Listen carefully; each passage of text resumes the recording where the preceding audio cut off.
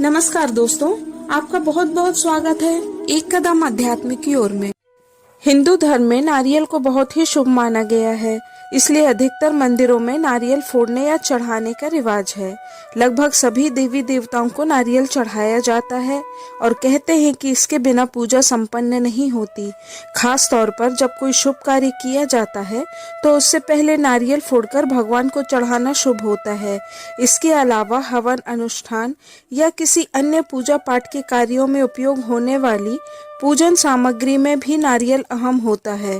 धार्मिक मान्यताओं के अनुसार भगवान को नारियल चढ़ाने से इंसान के दुख दर्द समाप्त होते हैं और धन की प्राप्ति होती है।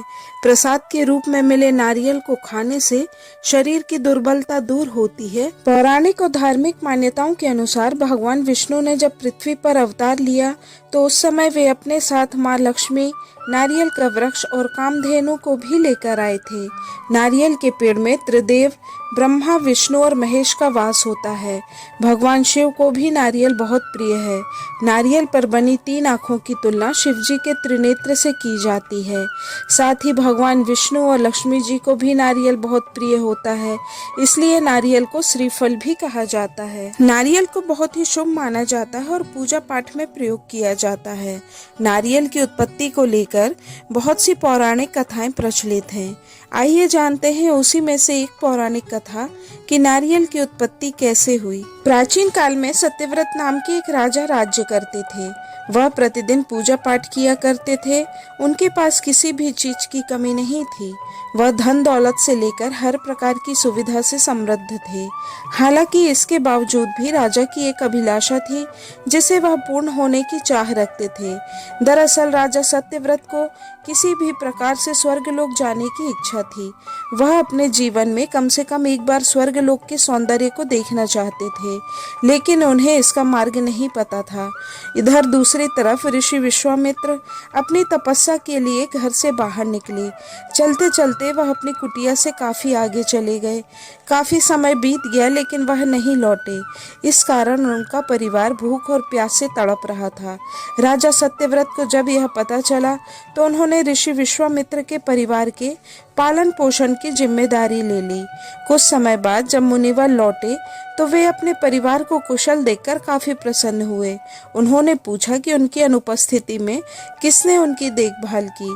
इस पर ऋषि के परिवार वालों ने बताया कि राजा ने उनके पालन पोषण की जिम्मेदारी उठाई थी। यह सुनकर ऋषि विश्वामित्र तुरंत राजमहल पहुंचे और राजा से मुलाकात की।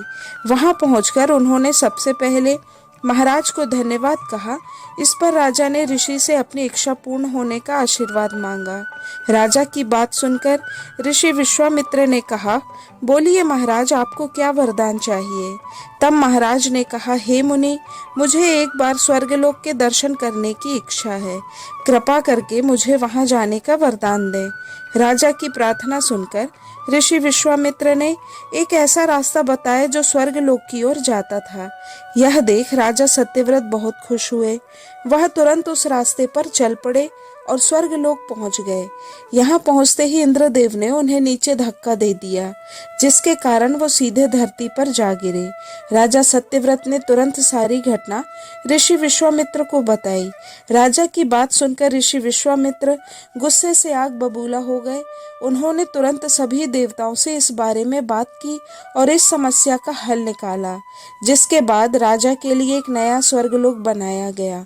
नए स्वर्गलोक को पृथ्वी से और देवताओं के स्वर्गलोक के बीच स्थापित किया गया ताकि किसी को परेशानी ना हो।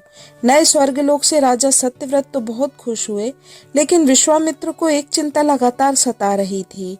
उन्हें डर था कि नया स्वर्गलोक कहीं जोरदार हवा के कारण नीचे ना गिर जाए। अगर ऐसा होगा तो राजा सत्यव्रत दोबारा से धरती पर जा गिरेंगे। काफी सोच विचार के बाद ऋषि विश्वामित्र को एक उपाय सूझा। उन्होंने नए स्वर्गलोक के नीचे एक बहुत लंबा खंभा लगा दिया ताकि उसे सहारा मिल सके। ऐसी मान्यता है कि नए स्वर्गलोक के नीचे लगाया गया खंभा एक विशाल पेड़ के तने के रूप में बदल गया। यही नहीं, कुछ समय पश्चात जब राजा सत्यव्रत की मृत्यु हुई तो उनका सिर एक फल में तब्दील हो गया। तभी से इस खंबे को नारियल का पेड़ कहा जाने लगा और राजा का सिर नारियल के रूप में जाना गया।